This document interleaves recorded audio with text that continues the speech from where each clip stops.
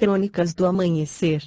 Por Feijão, Centro Espírita Allan Kardec de Balneário Gaivota.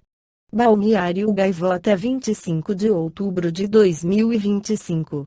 Trump assina restabelecimento da pena de morte em Washington, D.C. Parte 1.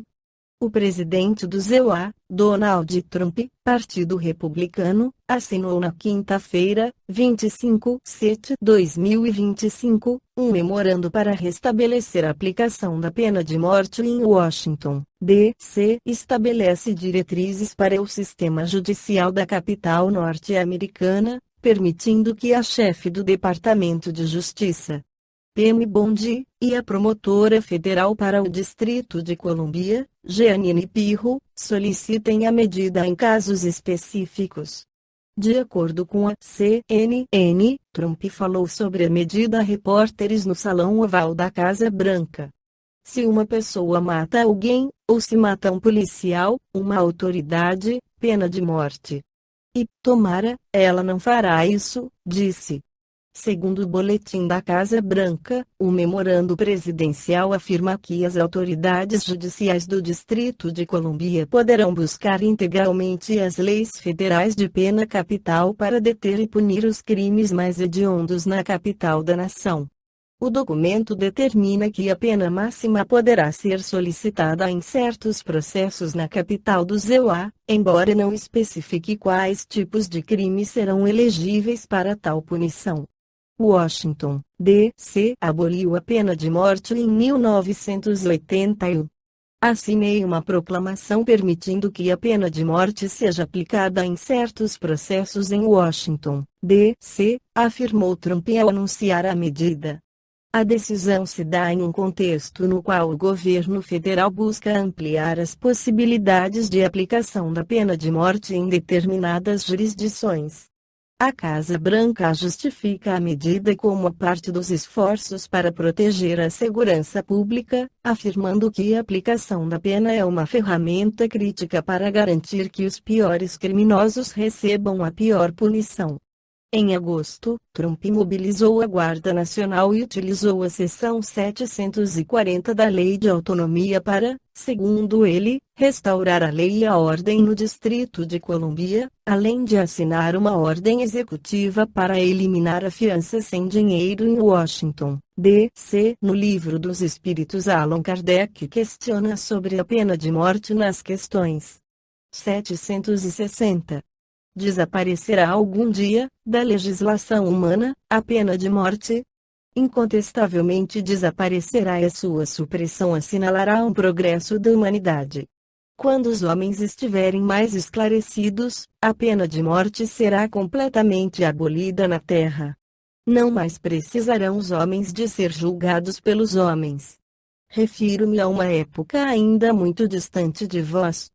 Sem dúvida, o progresso social ainda muito deixa a desejar. Mas seria injusto para com a sociedade moderna quem não visse um progresso nas restrições postas à pena de morte, no seio dos povos mais adiantados, e a natureza dos crimes a que a sua aplicação se acha limitada. Se compararmos as garantias de que, entre esses mesmos povos, a justiça procura cercar o acusado, a humanidade de que usa para com ele, mesmo quando o reconhece culpado, com o que se praticava em tempos que ainda não vão muito longe, não poderemos negar o avanço do gênero humano na senda do progresso. 761. A lei de conservação dá ao homem o direito de preservar sua vida. Não usará ele desse direito quando elimina da sociedade um membro perigoso? Há outros meios de ele se preservar do perigo, que não matando. Ademais, é preciso abrir, e não fechar, ao criminoso a porta do arrependimento. 762. Se a pena de morte pode ser banida das sociedades civilizadas, não terá sido de necessidade em épocas menos adiantadas? Necessidade não é o termo. O homem julga necessária uma coisa sempre que não descobre nada melhor. À proporção que se esclarece, vai compreendendo melhor o que é justo e o que é injusto e repudia os excessos cometidos, nos tempos de ignorância, em nome da justiça. 763. será um indício de progresso da civilização a restrição dos casos em que se aplica a pena de morte? Podes duvidar disso? Não se revolta o teu espírito quando lês a narrativa das carnificinas humanas que outrora se faziam em nome da justiça e, não raro, em honra da divindade, das torturas que se infligiam ao condenado, e até ao simples acusado, para lhe arrancar, pela agudeza do sofrimento, a confissão de um crime que muitas vezes não cometera. Pois bem, se houvesses vivido nessas épocas, terias achado tudo isso natural e talvez mesmo, se foras juiz, fizesses o mesmo. Assim é que o que pareceu justo, numa época, parece bárbaro em outra. Só as leis divinas são eternas, as humanas mudam com o progresso e continuarão a mudar, até que tenham sido postas de acordo com aquelas 764. Disse Jesus: quem matou com a espada, pela espada perecerá.